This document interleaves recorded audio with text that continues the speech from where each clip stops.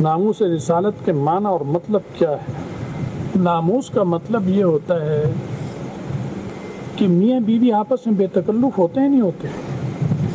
کتنی باتیں کرتے ہیں ایک دوسرے سے، دل لگی کی ہر بات کرتے ہیں آزادی سے، کان میں کریں گے یا آہستہ کریں گے۔ یہی بات اگر وہ مجمع میں بیٹھ کے شروع کر دیں تو یہ ناموس کو ملیا میٹ کر دیا انہوں نے۔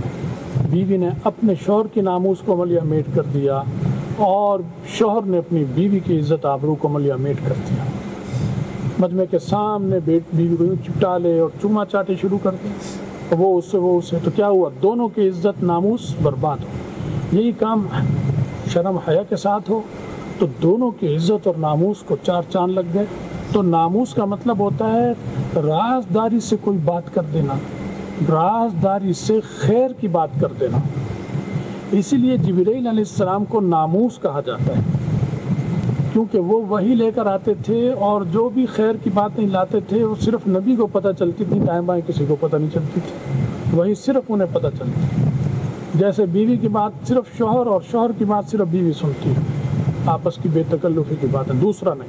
ہن لباس لکم وانتم لباس لہم، وہ تمہارا لباس تم ان کا لباس، یہ بنا دیں۔ اس کے مقابلے میں جاسوس ہوتا ہے، تو اس لیے صاحب سر خیر، خیر کے اچھائی کے رازدار اور اچھائی کے راز جو بتائے خاموشی سے کسی اور کو نہ پتہ چلے، اسے ناموس کہیں گے، کیونکہ آسمانوں سے راز کی تعلیمات اور باتیں فرشتہ لے کر نبی کو بتاتا تھا، پھر نبی آگے جس کو مناسب ہو، جیسے مناسب ہو بتاتا تھا۔